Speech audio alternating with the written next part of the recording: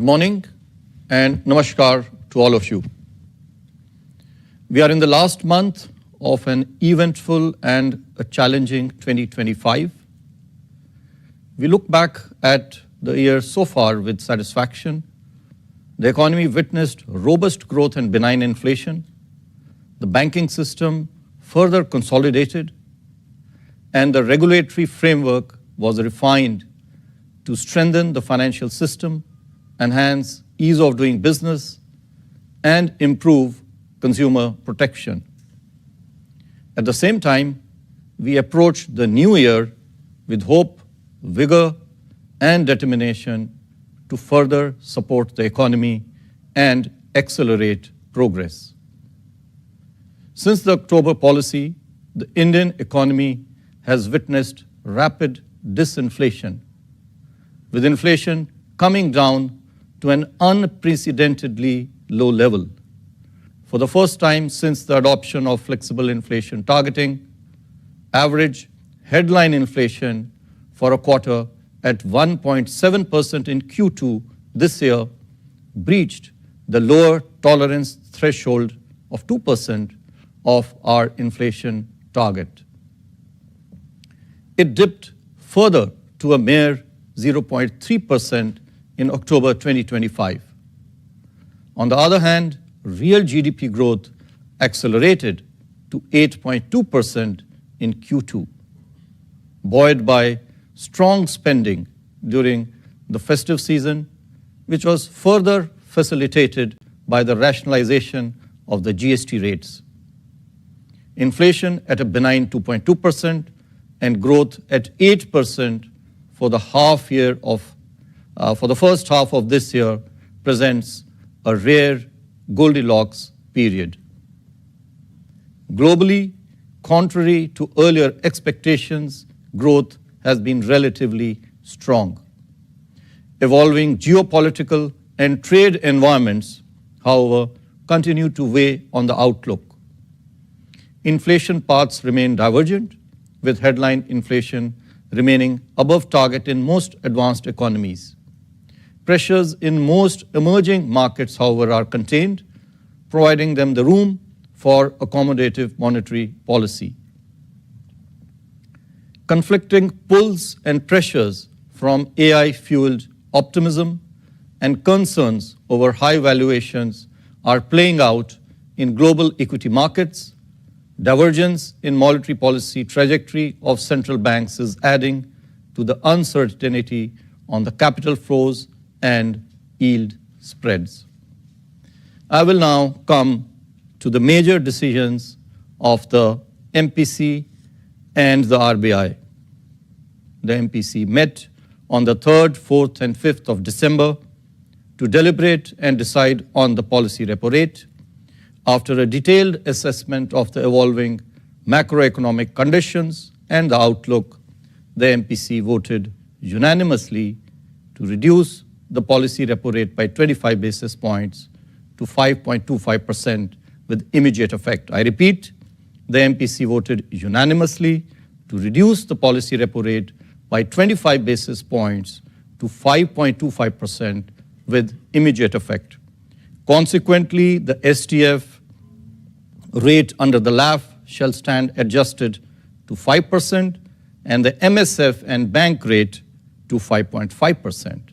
The MPC also decided to continue with the neutral stance. Moreover, in view of the evolving liquidity conditions and the outlook, the Reserve Bank has decided to conduct OMO purchases of government securities of 1 lakh crore rupees and a 3-year dollar-rupee buy-sell swap of $5 billion this month in December to inject further durable liquidity into the system. I shall now briefly set out the rationale for the decisions of the MPC.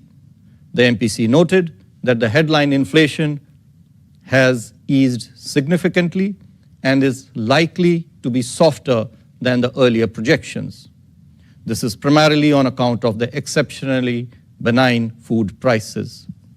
Reflecting these favorable conditions, the projections for average headline inflation this year and Q1 next year have been further revised downwards. Core inflation, which had been rising steadily since Q1 last year, eased at the margin in Q2 this year and is expected to remain anchored in the period ahead. So both headline and core inflation are expected to be at or below the 4% mark during the first half of next year. In fact, the underlying inflation pressures are even lower as the impact of increased prices of precious metals in this inflation number is about 50 basis points. Growth, while remaining resilient, is expected to soften somewhat. Thus, the growth inflation balance, especially the benign inflation outlook on both headline and core, continues to provide the policy space to support the growth momentum. Accordingly, the MPC unanimously voted to reduce the policy repo rate by 25 basis points to 5.25%, and the MPC also decided to continue with the neutral stance. I will now spell out in some detail our assessment of growth and inflation. First of all, growth. Real GDP registered a 6-quarter high growth of 8.2%, as you are all aware, in Q2.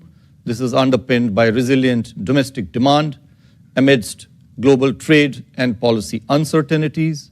On the supply side, real GVA expanded by 8.1%, aided by buoyant industrial and services sectors.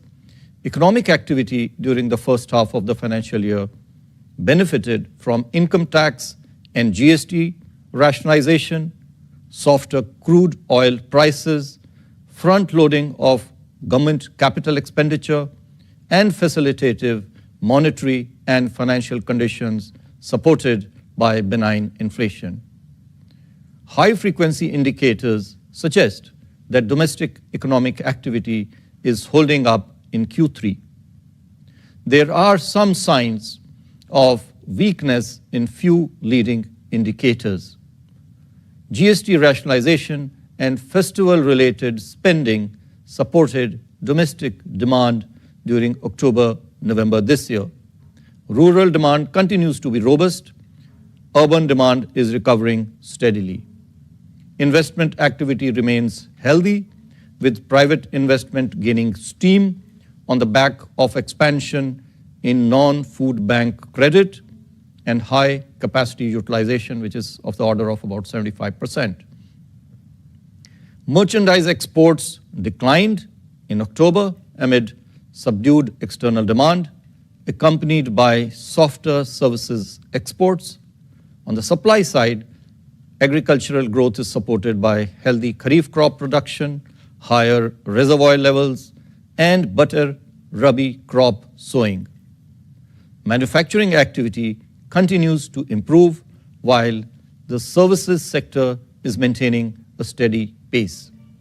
Looking ahead, domestic factors such as healthy agricultural prospects, continued impact of GST rationalization, benign inflation, healthy balance sheets of corporates and financial institutions, congenial monetary and financial conditions should continue to support economic activity. Continuing reform initiatives, moreover, would further facilitate growth.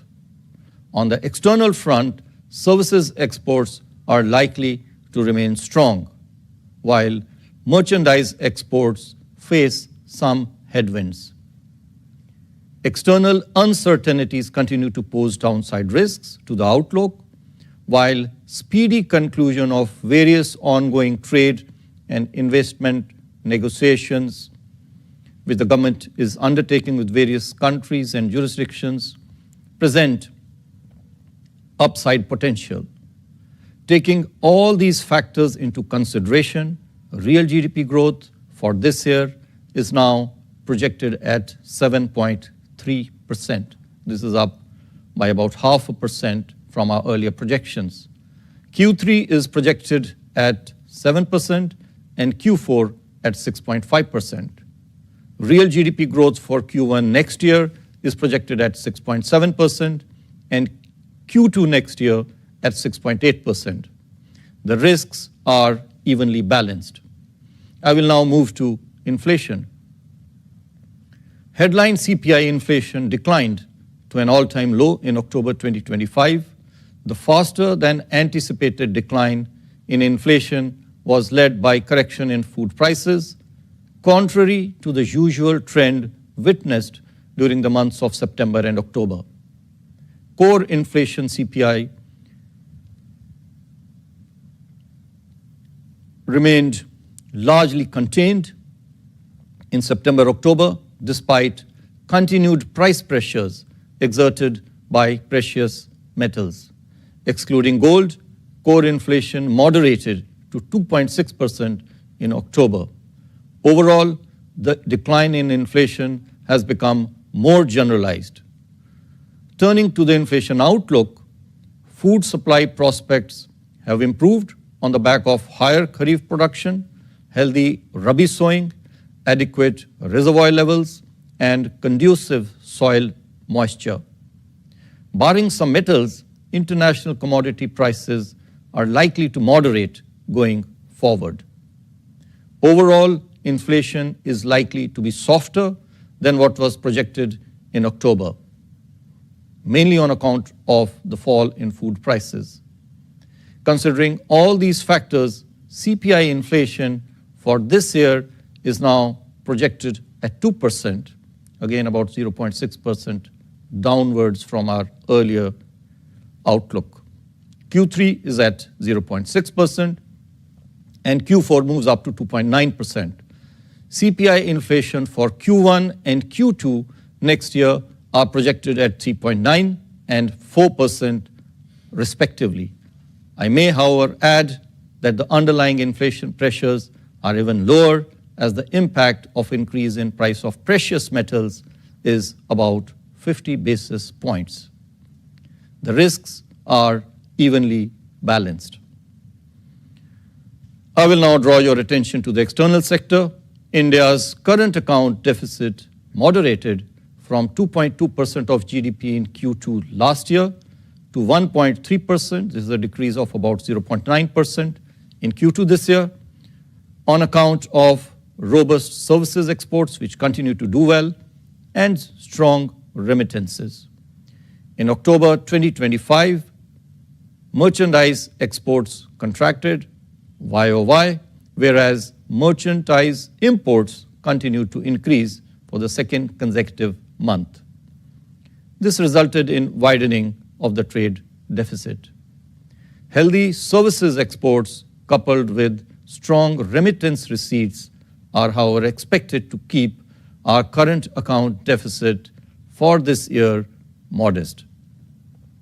On the external financing side, gross FDI to India increased at a robust pace during the first half of the year. Net FDI too increased significantly due to a decline in repatriation despite a rise in outward FDI. FPI to India recorded net outflows of $0.7 billion this year so far, basis figures till December 3, primarily due to outflows in the equity segment. Flows under ECB and non-resident deposit accounts moderated as compared to last year. As on November 28, 2025, India's forex reserves stood at a healthy $686 billion. This provides robust import cover of more than 11 months. Overall, India's external sector remains resilient. We are confident of meeting our external financing requirements comfortably. I will now talk about the liquidity and financial market conditions. System liquidity, as measured by the net position under the LAF, stood at an average surplus of 1.5 lakh crore rupees for the period since the MPC last met in October. Money market rates have remained largely aligned to the policy repo rate, which was 5.5%, amidst comfortable liquidity conditions. G-Sec yields have remained range-bound since the last policy. In response to the cumulative 100 basis points cut in the policy repo rate, the weighted average lending rate of scheduled commercial banks declined by 69 basis points for fresh rupee loans during this period. In fact, the interest rate effect is even more at 78 basis points. The moderation in the weighted average lending rate of outstanding rupee loans has been to the extent of 63 basis points, which again is very satisfactory. The transmission has been very broad-based across sectors. On the deposit side, the weighted average domestic term deposit rate on fresh deposits has declined by 105 basis points, while that on outstanding deposits has softened by 32 basis points over the same period. I would like to take this opportunity to reiterate that we are committed to provide sufficient durable liquidity to the banking system. We continuously assess the durable liquidity requirements of the banking system, which happens due to changes in currency in circulation, forex operations, and reserves maintenance. Going forward too, we shall continue to do so. And after reviewing the liquidity situation and the outlook, as mentioned earlier, we have decided to conduct OMO purchases of government securities amounting to 1 lakh crore rupees in this month. Moreover, we will also be conducting a 3-year dollar-rupee buy-sell swaps this month. The details will be notified separately later today. We are hopeful that these measures will ensure adequate durable liquidity in the system and further facilitate monetary transmission. I would also like to clarify that injection or absorption of liquidity through purchase or sale of government securities under OMOs and that through operations under the LAF, which is VRR or VRRR, which are of short-term duration, serve very different purposes. While the objective of purchase and sale under OMO is to provide or absorb durable liquidity, the purpose, which is long-term, and the purpose of repo operations is to manage transient liquidity, which is of very short nature, so as to align the operating target, which for us is the weighted average call rate or the Walker, to the policy repo rate, which now stands reduced to 5.25%. So it is quite possible that on the one hand, we inject durable liquidity through purchase of government securities under OMO, while simultaneously withdrawing transient liquidity through a VRRR operation on the other hand. I would further like to reiterate that the primary instrument of monetary policy is the policy repo rate. It is expected that changes in the short-term interest rates will transmit to various long-term rates. At the same time, the primary purpose of OMOs is to provide sufficient liquidity and not to directly influence G-Sec yields. I will now talk about financial stability. The system-level financial parameters related to capital adequacy, liquidity, asset quality, and profitability of the scheduled commercial banks continue to remain robust. Similarly, the system-level parameters of NBFCs too are sound. They have adequate capital position, and they have improved gross NPAs. the total flow of resources to the commercial sector has been strengthened. This is bolstered by greater non-bank intermediation. In the current financial year so far, the total flow of resources was more than 20 lakh crore rupees, precisely 20.1 lakh crore rupees. This is against 16.5 lakh crore rupees in the corresponding period of the previous year. Outstanding credit from bank and non-bank sources put together increased by 13% year-on-year. Bank credit too has seen an uptick. The latest number that we have is 11.4%. Sector-wise data reveals that growth was supported by sustained lending in retail and service sector segments. Industrial credit growth also firmed up, aided by buoyant credit flow to the MSMEs. Large industries too recorded an improvement in credit growth. Now, before I conclude, I have one additional measure to announce. You are all aware we have been focusing on improving customer services. We have taken a large number of measures in this regard. Re-KYC, financial inclusion, Aapki Punji, Aapka Adhikar campaigns are some of the initiatives taken in association with other stakeholders, including Government of India, Ministry of Finance. Earlier in the year, we reviewed our Citizens Charter too. We made applications for all our services online. We have the Prabha portal. Some 204 services are online over there. We are publishing the summary of our monthly disposal and pendency of various applications on the first of every month for the last 3-4 months now. And I'm happy to note that more than 99.8% of the applications are disposed of within the stipulated timelines given in the Citizens Charter. However, in the recent past, as a result of inter alia receipt of a large number of grievances, pendency with the RBI Ombudsman has increased. I therefore exhort all regulated entities to kindly keep customers central in their policies and operations, improve customer service, and reduce grievances. Further, in this regard, we propose to hold a 2-month campaign from 1st January next year with an aim to resolve all grievances pending with the Ombudsman, with the RBI Ombudsman for more than a month.